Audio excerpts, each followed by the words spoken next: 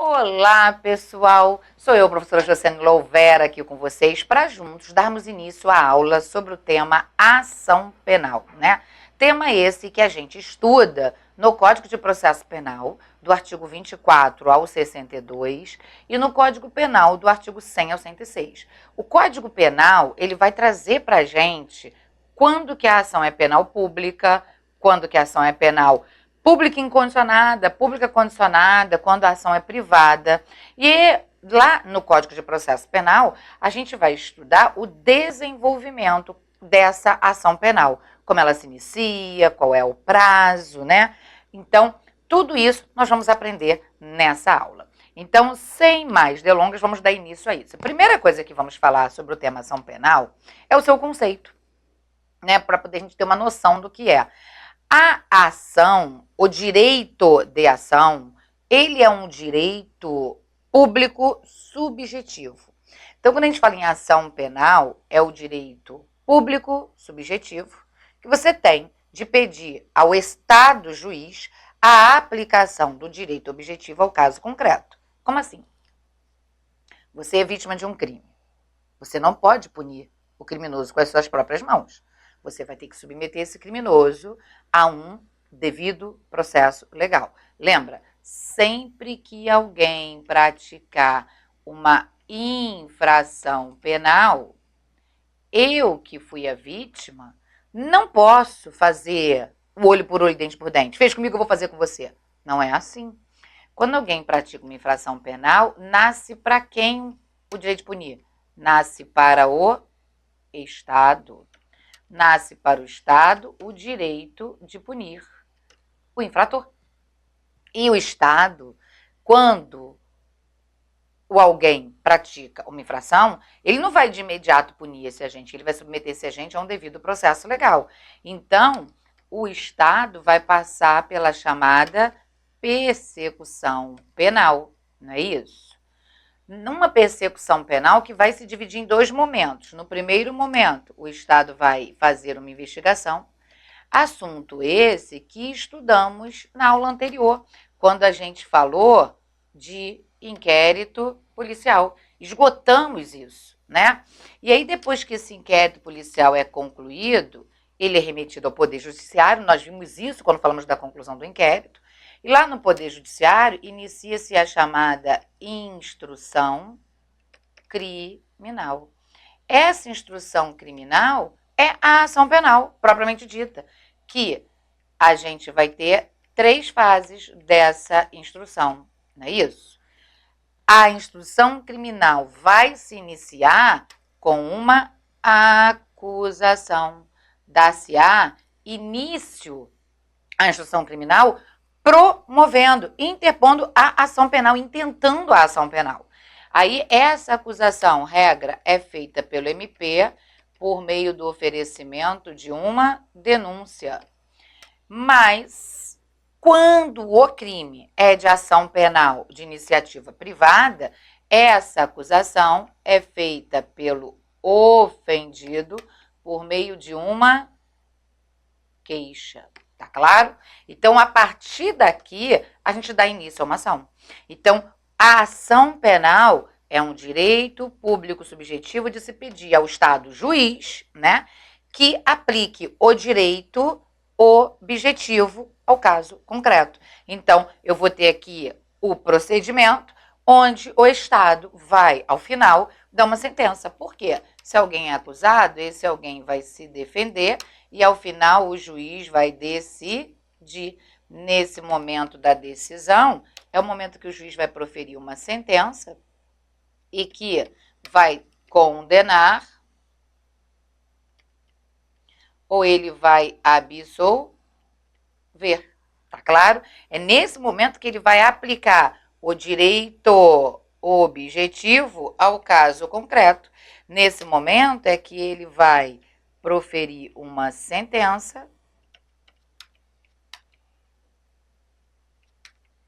condenatória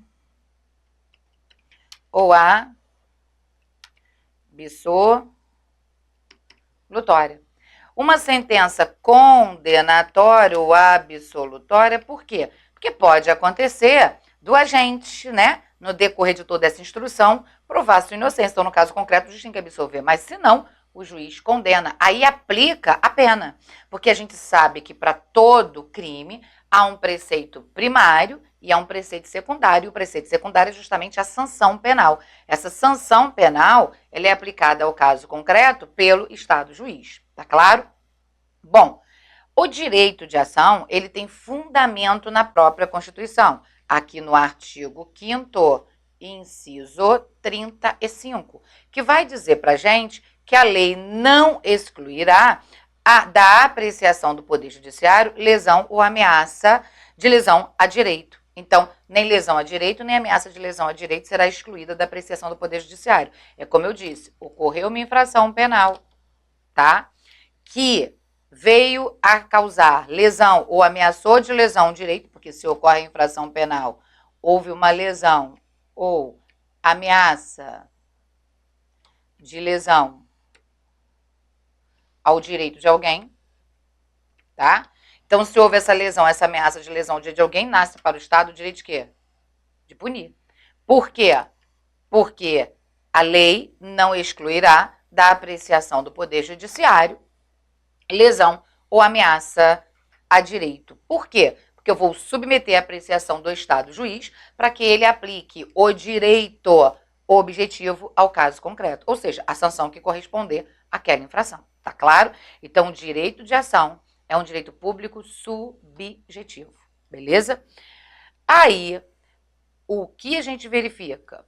Se aqui nasce para o Estado o direito de punir, quando alguém pratica a infração,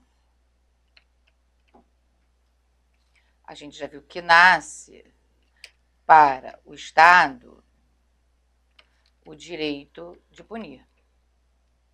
Nasce o que a gente vai chamar de pretensão punitiva, ok? Porém, do outro lado aqui, se nasce para o Estado o direito de punir, nasce para o infrator o direito de se defender.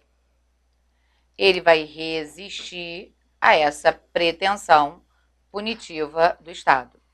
De forma que há, na realidade, entre o Estado e esse infrator, um conflito de interesses, onde o Estado quer punir o agente infrator e o agente não quer ser punido pelo Estado, ele quer resistir a essa pretensão punitiva, tá claro? Ele quer resistir a essa pretensão punitiva.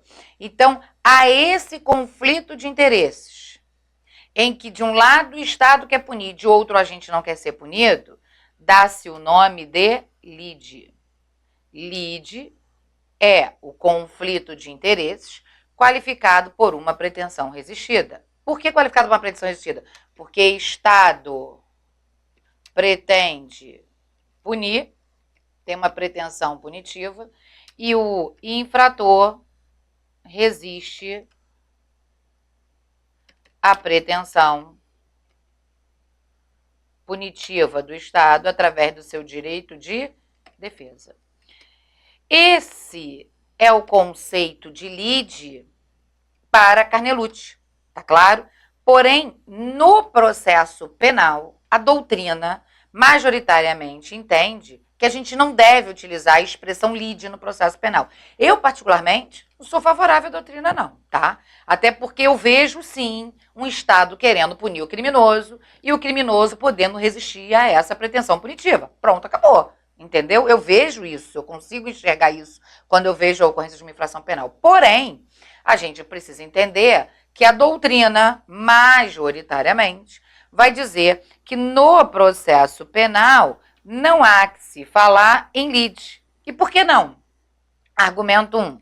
Não há no processo penal um conflito de interesses, porque a liberdade de locomoção é um bem de natureza indisponível, cuja proteção também interessa ao Estado. Então, primeiro argumento, quando alguém comete uma infração penal, nasce para o Estado o direito de punir, e se o Estado punir, uma das sanções é a privação da liberdade do agente. E a privação da liberdade do agente é um direito que o infrator vai querer resguardar.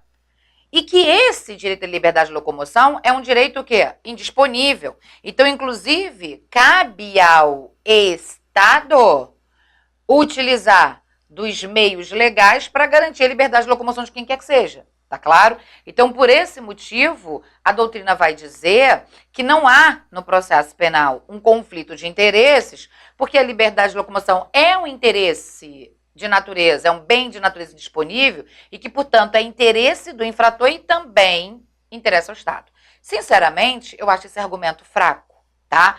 Por quê? Para começar, quando eu tenho a prática de uma infração penal, eu posso ter como sanção uma pena privativa de liberdade. Mas eu também posso ter uma pena restritiva de direitos, eu também posso ter uma pena de multa, tá claro? Eu posso ter uma pena alternativa. Então, pode sim haver esse conflito, mas a doutrina vai dizer que não. O segundo argumento é: não se pode falar que há um conflito de interesse qualificado por uma pretensão resistida no processo penal, porque a defesa técnica é obrigatória. Claro que no processo penal a defesa técnica é obrigatória. Mas essa defesa técnica que é obrigatória, ela está ali resistindo ao poder de punir do Estado. A verdade é que ela vai utilizar de todos os argumentos e meios necessários para resistir esse poder de punir estatal. Porém, a doutrina entende, não se utiliza a nomenclatura lide no processo penal em razão da liberdade ser um bem disponível que interessa tanto ao infrator quanto ao Estado. E o segundo argumento que ela também utiliza, e eu sinceramente não vejo assim uma argumentação que me convence, é de que não haveria aí a pretensão existida, porque a defesa técnica ela é obrigatória, tá? Ok. Ao invés de se falar em lide, então, o que se fala, já que a doutrina entende que aqui não tem lide? A gente fala em exercício da pretensão punitiva, que é poder do Estado de exigir de quem comete um delito a submissão à sanção penal, tá? Mas é óbvio que o Estado, para exercer essa pretensão punitiva, seja para quem não admite a nomenclatura lide desse conflito de interesses aí, e seja para quem a admite, não importa, a realidade é, quando alguém comete uma infração penal, o Estado vai ter a sua pretensão punitiva. Mas essa pretensão punitiva não pode ser exercida de forma arbitrária ou unilateral. Ele vai ter que submeter o agente a um devido processo legal, para que somente ao final ele possa submeter o infrator à sanção. Para que haja essa submissão à sanção, é imprescindível para submeter o infrator à sanção, é imprescindível o devido processo legal. É imprescindível o devido processo legal. Sem que tenhamos o devido processo legal, não há que falar-se em possibilidade de imposição de uma sanção. Então, se há o devido processo legal, há o direito ao contraditório, há o direito à ampla defesa, há o direito à presunção de inocência, não há autoincriminação e todos os demais direitos e princípios constitucionais previstos no artigo 5º da Constituição, além de outros previstos no Código de Processo Penal. Tá claro?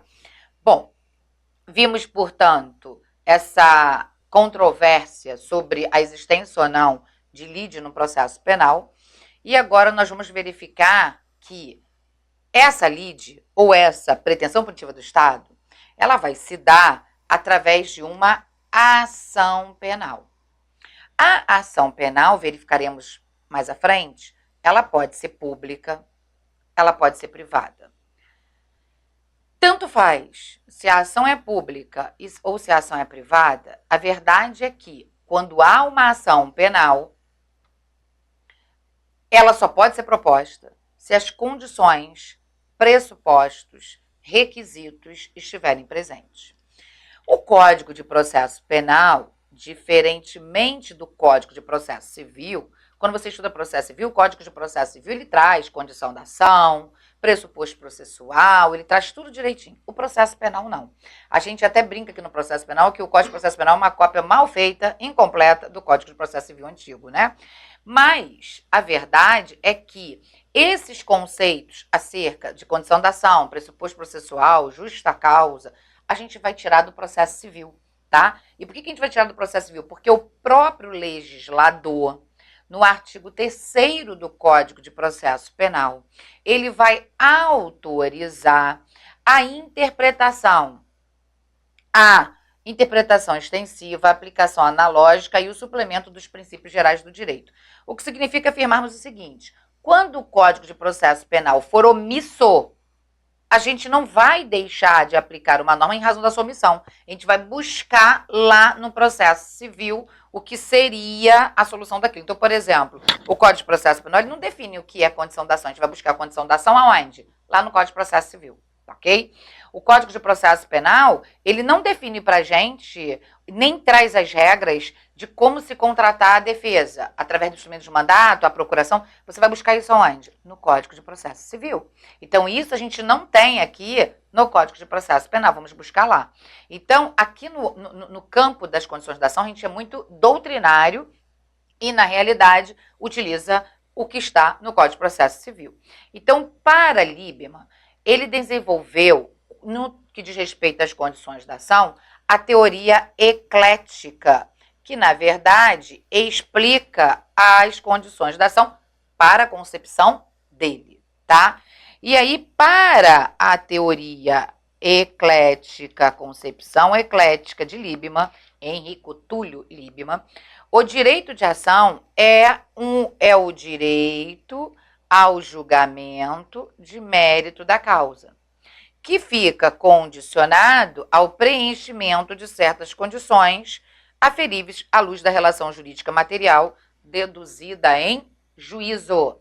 Então, para Liebman, segundo a teoria eclética, o direito de ação é o direito ao julgamento de mérito da causa, que fica condicionado ao preenchimento de certas condições aferíveis à luz da relação jurídica material deduzida em juízo. Então, nada mais é o direito de ação do que o direito que você tem do julgamento de mérito da causa. Eu quero que o mérito da causa seja julgado, se a pessoa é inocente, se a pessoa é culpada, se vai ser condenado, se vai ser absolvido.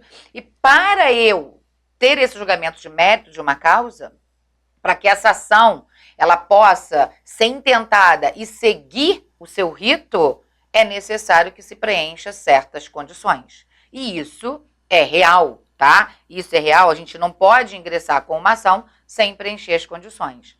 De forma que, se ausente as condições, o juiz vai reconhecer que o autor da ação carece das condições que a lei exige, o que acarreta o não recebimento dessa ação, que acarreta uma sentença terminativa de carência da ação com o julgamento sem apreciação do mérito, ou seja, o juiz não recebe a ação por falta da condição, por falta de pressuposto processual, por falta de justa causa, por falta dos requisitos, tá claro? E, portanto, não haverá coisa julgada material. E por que não vai haver coisa julgada material? Porque ele não vai entrar no mérito. Ele vai terminar o processo no seu nascedouro.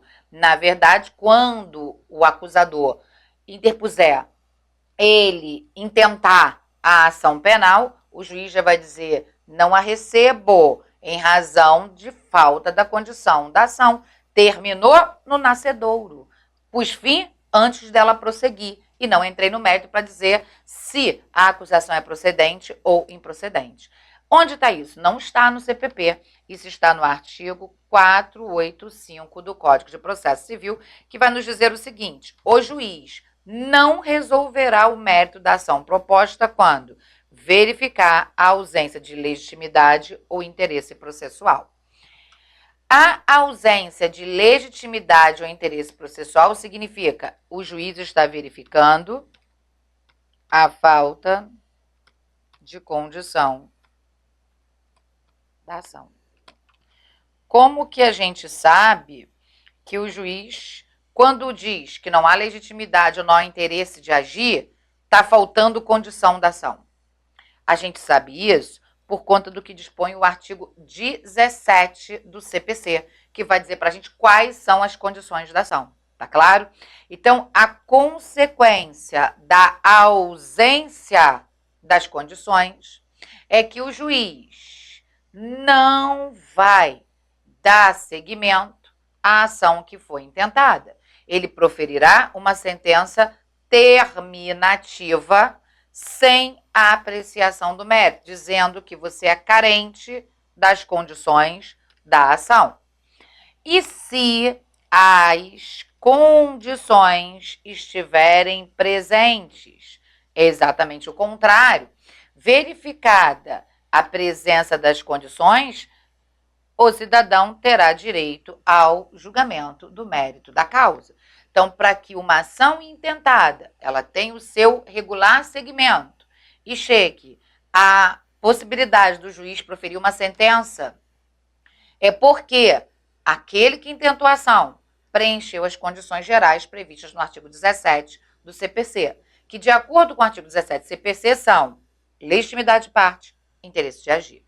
O artigo 485, parágrafo 3º, vai dizer: o juiz, de ofício, significa independentemente de provocação das partes, ele conhecerá de ofício da matéria constante dos incisos 4, 5, 6 e 9, em qualquer tempo e grau de jurisdição, enquanto não ocorreu trânsito em julgado. O que significa que o artigo 485 fala de quê? Do inciso 6. Verificar a ausência de legitimidade. Então, o juiz, ele não resolverá o mérito da ação, ela não terá o segmento, caso, de início, o juiz verifique a falta de condição da ação. E para o juiz verificar a falta de condição, ele pode agir de ofício, independentemente de provocação da parte. O juiz pode reconhecer a falta de condição da ação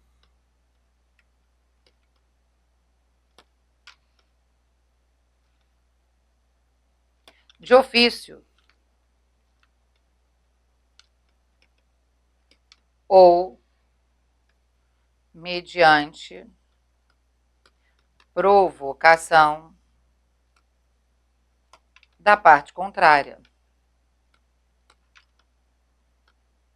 Até porque, se o juiz desatento for e der seguimento ao andamento dessa ação, sendo verificado aqui, é óbvio que faltou condição, que o agente é carecedor dessa ação, e ainda assim o juiz receber, o que acontece? A gente vai ter a possibilidade de, no momento da defesa, o acusado alegar como preliminar o quê? Faltou condição da ação, essa ação não poderia ter sido recebida, tá claro? E aí, essa matéria não está sujeita à preclusão. O que significa isso? Ela pode ser arguída a qualquer tempo.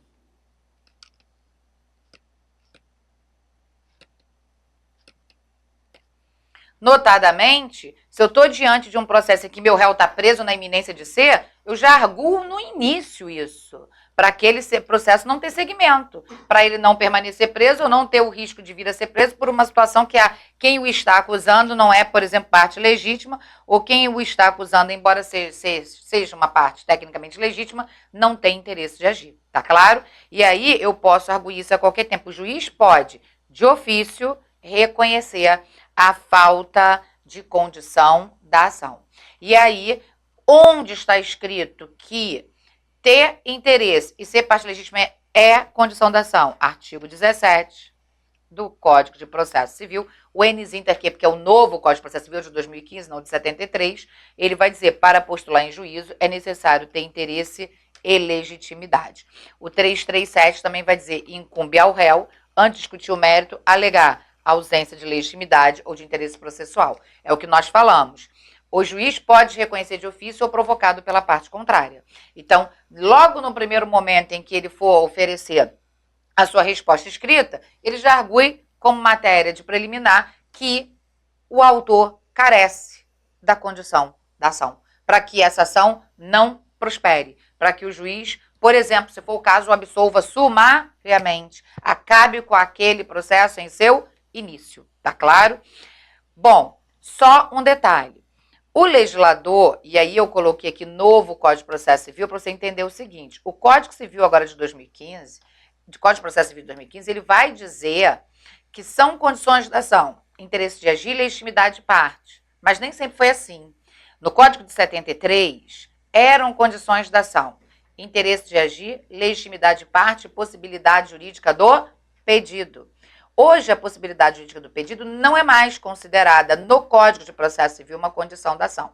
E isso muito reflete no processo penal, porque há quem entenda que, como no processo civil a possibilidade jurídica do pedido não é mais considerada uma condição da ação, no processo penal também não deveria ser. Mas nós temos aqueles que também admitem que é sim uma condição e que permanece no processo penal como condição da ação. E vamos verificar isso mais à frente. Então, o que nós verificamos aqui? Que o Código de Processo Civil, ele tem uma nova redação no artigo 495, tá? Então, as condições da ação continuam existindo, mesmo diante da nova redação do artigo 495 CPP, porém, hoje, quais são essas condições? Legitimidade e interesse. Não tem mais aqui o que chamávamos de possibilidade jurídica do pedido, tá?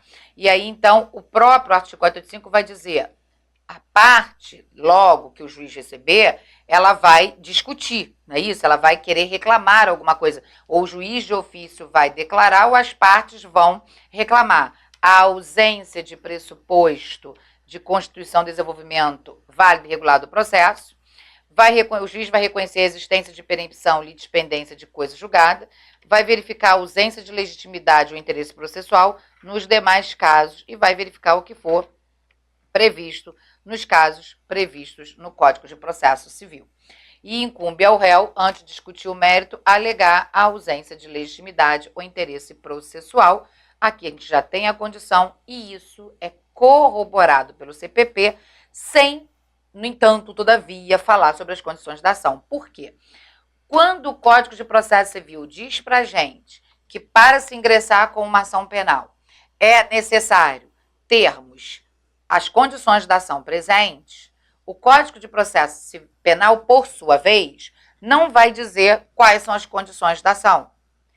Mas ele vai dizer: o juiz rejeitará a denúncia ou a queixa quando? O juiz rejeitará, ou seja, de início, de ofício, o juiz não julgará o mérito, o juiz não dará seguimento à ação. Quando? Quando faltar pressuposto processual ou condição para o exercício da ação. Disse o Código de Processo Penal quais são as condições? Não. Mas ele está dizendo, se faltar a condição de ação, se faltar pressuposto processual, que são pressupostos e condições previstas no artigo 485, inciso 5, e inciso 6, inciso 4, perdão, e inciso 6 do CPP, o inciso 5 do artigo 485, aqui, ó,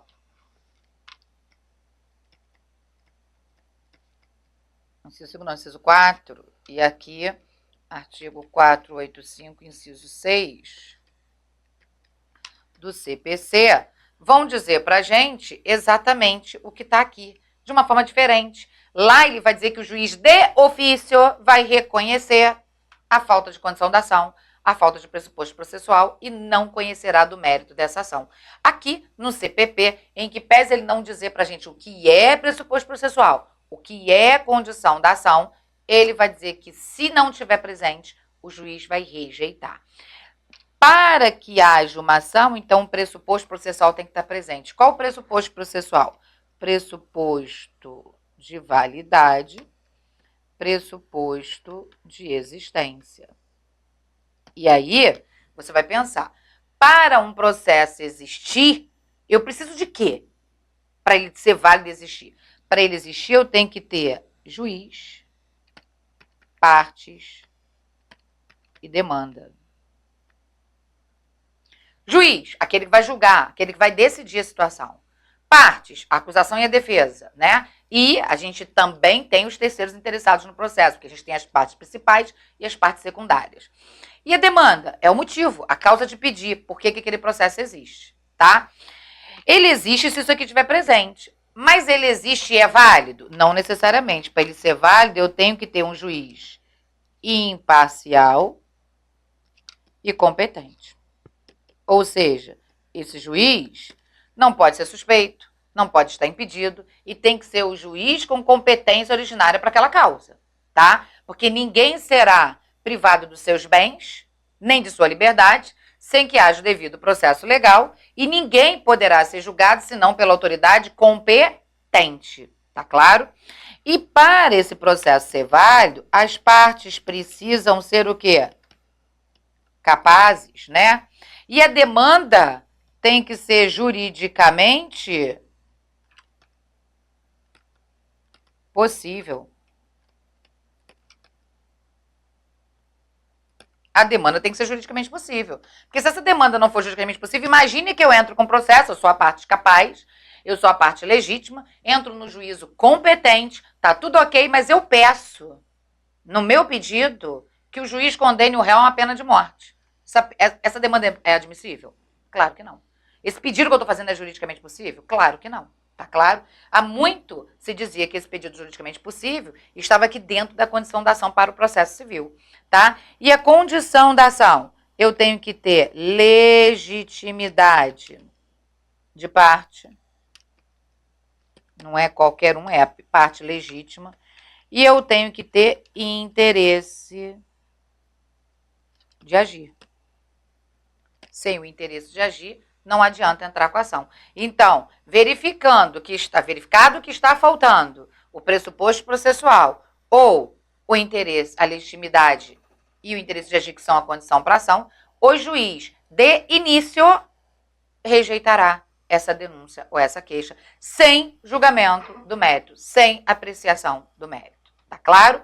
Bom, a gente encerra esse primeiro bloco aqui. No próximo, a gente ainda continua falando sobre as condições e os pressupostos processuais para uma ação penal.